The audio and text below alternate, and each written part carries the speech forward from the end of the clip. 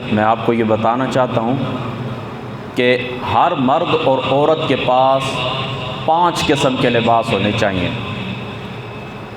سب سے پہلا لباس وہ ہونا چاہیے کہ جو آپ اپنے گھر کے اندر پہنتے ہیں، یعنی اپنے گھر کے اندر جو روز مرہ کی روٹین ہے،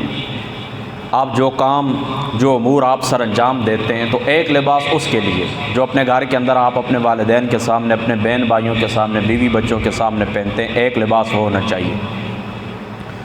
دوسرا لباس وہ ہونا چاہیے کہ جب آپ کسی مسکین شخص کی ملاقات کے لیے جائیں تو وہ لباس پہن کر جائیں۔ یہ بات یاد رکھیں کہ شریعت اس بات کو ناپسند کرتی ہے، یہ شریعت کا مزاج نہیں ہے کہ کوئی شخص بھی احساس کمتری کے اندر مبتلا ہو، لہذا کسی مسکین شخص کے پاس آپ اعلیٰ لباس کے اندر جائیں گے، عمدہ لباس کے اندر جائیں گے تو وہ بندہ احساس کمتری کے اندر مبتلا ہوگا، لہذا اس بندے کو احساس کمتری سے بچانے کے لیے آپ نے درمیانی قیمت کا لباس پہننا ہے، یعنی اس شخص کی حیثیت کو جس سے آپ ملاقات کے لیے، غریب مسکین شخص ہے، اس کی آپ ملاقات کے لیے جا رہے ہیں، اس کی حیثیت کے مطابق آپ نے لباس پہننا ہے۔ یہ 2 لباس ہو گئے۔ اور تیسرا لباس آپ نے وہ پہننا ہے کہ جب کسی امیر شخص کی ملاقات کے لیے، کوئی MN ہے، کوئی MP ہے، کوئی جاگیردار ہے، کوئی ملک ہے، کوئی راجہ ہے، کوئی خان ہے، پہلی بات تو یہ یاد رکھیں کہ کسی دیندار آدمی تو کیا، خاص کر دیندار لوگوں کو ایسے لوگوں کی مجلس کے اندر، ایسے لوگوں کی ملاقات کے لیے نہیں جانا چاہیے، لیکن اگر کسی مجبوری کے تحت کسی دعوت کے اندر آپ چلے گئے ہیں، ان سے آپ کی ملاقات ہونی ہے،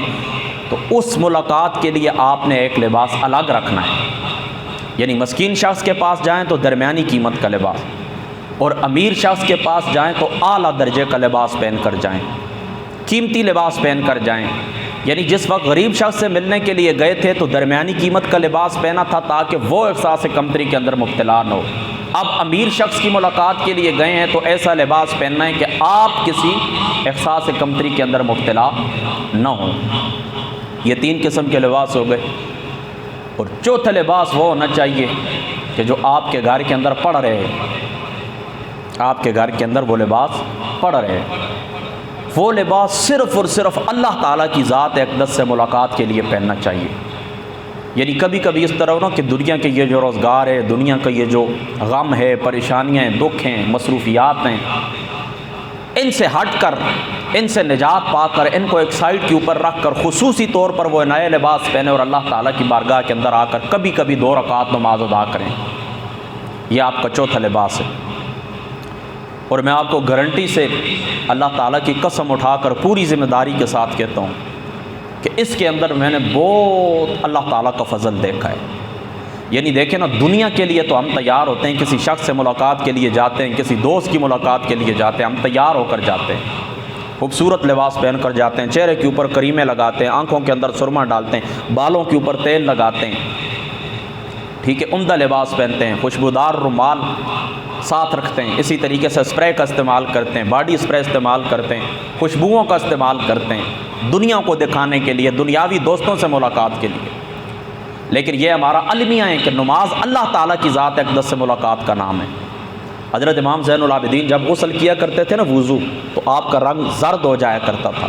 تو آپ سے کسی نے پوچھا یہ کیا وجہ ہے، تو آپ فرمانے لگے تمہیں نہیں معلوم کہ میں کس ذات کے سامنے کھڑا ہونے جا رہا ہوں۔ یہ طبقات ابن سعد کے اندر موجود ہے۔ فرمایا تمہیں نہیں معلوم کہ میں کس ذات کے سامنے کھڑا ہونے جا رہا ہوں۔ تو نماز اللہ سے ملاقات کا نام ہے۔ تو دنیا کے دوستوں کو دکھانے کے لیے عمدہ لباس بندہ پہنے اور اللہ تعالیٰ کی ذات اقدس کے سامنے کھڑا ہو، اور اسی میلے کچیلے لباس کے اندر چہرے کے اوپر پسینہ، بدن کے اوپر پسینہ، کپڑے پسینے سے شرابور، کوئی پرواہ ہی نہیں، آ کر نماز کے لیے کھڑے ہو جائیں، یہ بہت بڑا ظلم ہے۔ تو ایک لباس آپ کے پاس ایسا ہونا چاہیے کہ جب آپ آئیں خوبصورت لباس پہن کر اللہ تعالیٰ کی ذات اقدس کے سامنے کھڑے ہوں، اپنے چہرے کے اوپر کریم لگائیں، آنکھوں کے اندر سرما ڈالیں، بالوں کے اوپر تیل لگائیں، نئے کپڑے پہنیں، خوبصورت کپڑے پہنیں، خوشبو لگائیں، اور اللہ تعالیٰ کی ذات اقدس کے سامنے کھڑے ہو کر کہیں کہ اے پاک پروردگار، پوری زندگی لوگوں کے لیے تیار ہوتے رہے، اے پاک پروردگار، آج ہم جو تیار ہو کر آئے ہیں یہ تیرے لیے، پوری زندگی لوگوں کے لیے تیار ہوتے رہے، کپڑے پہنتے رہے، خوشبوئیں لگاتے رہے، کریمیں لگاتے رہے لوگوں کے لیے۔ اے پاک پروردگار، آج میں سونا ہو چکا ہوں، خوبصورت ہوا ہوں تیری خاطر۔ اور یہ بات بھی یاد رکھیں کہ ظاہر کا اثر باطن پر اور باطن کا اثر ظاہر کے اوپر ہو۔ تو پھر اللہ تعالیٰ سے دعا کریں، پاک پروردگار اپنا ظاہر میں نے سنوار لیا ہے، میرا باطن تو تبدیل فرما دے۔ انشاءاللہ تعالیٰ آپ زندگی کے اندر انقلاب محسوس کریں گے۔ تو آج میری اس بات کے اوپر آپ عمل کریں، جائیں بازاروں کے اندر اور نئے کپڑے خریدیں صرف اللہ تعالیٰ کی ملاقات کے لیے، کہ بس میں نے صرف اللہ سے ملاقات کے لیے کپڑے خریدے اور کوئی نیت نہیں۔ نئے کپڑے خریدیں، ان کو سلوائیں، خوشبو لگائیں، اسی طریقے سے چہرے کے اوپر جو کچھ آپ نے کرنا ہے وہ کریں، بالوں کے اوپر تیل لگائیں، خوشبو لگائیں، اور آ کر 2 رکعات پڑھیں اور کہیں کہ پاک پروردگار آج ہم سج دج کے تیرے پاس آئے ہیں، تیری خاطر سج دج ہے، آج کی جو سج دج ہے، جو بناوٹ ہے، جو خوبصورتی ہے، تیری خاطر ہے۔ انشاءاللہ تعالیٰ آپ دیکھنا آپ کی زندگی تبدیل نہ ہو گئی تو یہ ہو گئے 4 قسم کے لباس۔ اور 5واں لباس ہونا چاہیے جمعہ اور عیدین کے لیے، یعنی جمعے کی نماز کے لیے۔ یہ بھی آقا علیہ الصلوۃ والسلام کا فرمان ابو داؤد شریف کے اندر موجود ہے، کتاب الجمعہ کے اندر، کہ آقا علیہ الصلوۃ والسلام نے فرمایا چاہیے کہ تم میں سے کوئی شخص، چاہیے کہ ہر شخص کے پاس ایک لباس ایسا ہونا چاہیے کہ جسے صرف جمعے کی نماز کے لیے وہ پہنے۔ تو یہ 5 قسم کے لباس ہر مرد اور خواتین کے پاس ہونے چاہیے، چونکہ خواتین جمعہ تو نہیں پڑھتی لیکن جمعے والے دن وہ لباس پہن لیا کریں جب ظہر ادا کریں۔ تو میری بات آپ سمجھ گئے؟ اور یہ آپ نے سوچا ہوگا کہ یہ باتیں میں نے اپنی طرف سے نہیں کی ہیں، اللہ تعالیٰ کا قرآن ہے میرے سامنے۔ اللہ تعالیٰ قرآن کے اندر فرماتا ہے کل من حرم زینۃ اللہ التی اخرج لعبادہ۔ دوسرے مقام کے اوپر اللہ تعالیٰ فرماتا ہے خذوا زینتکم عند کل مسجد، خذوا زینتکم عند کل مسجد۔ ان سب کی تفاسیر کو میں نے سامنے رکھا ہے اور حضور علیہ الصلوۃ والسلام کے فرمان کو میں نے سامنے رکھا۔ حضور علیہ الصلوۃ والسلام نے فرمایا، مستدرک الحاکم کے الفاظ ہیں، آقا علیہ الصلوۃ والسلام نے فرمایا کہ جب تم اپنے بھائی کی ملاقات کے لیے جاؤ تو اچھی سواری کے اوپر جاؤ، اچھی سواری کے اوپر جاؤ، اچھے کپڑوں کے ساتھ جاؤ، اور محفل کے اندر تم ایسے نظر آؤ جیسے مکھڑے کے اوپر تل نظر آتا ہے۔ یعنی دیکھیں نا، مکھڑے کے اوپر جو تل ہوتا ہے وہ توجہ کا مرکز ہوتا ہے، تو محفل کے اندر آپ ایسے نظر آئیں، اتنے خوبصورت لباس، اتنی خوبصورت سواری گاڑی کے ساتھ آپ جائیں کہ آپ لوگوں کی توجہ کا مرکز بن جائیں۔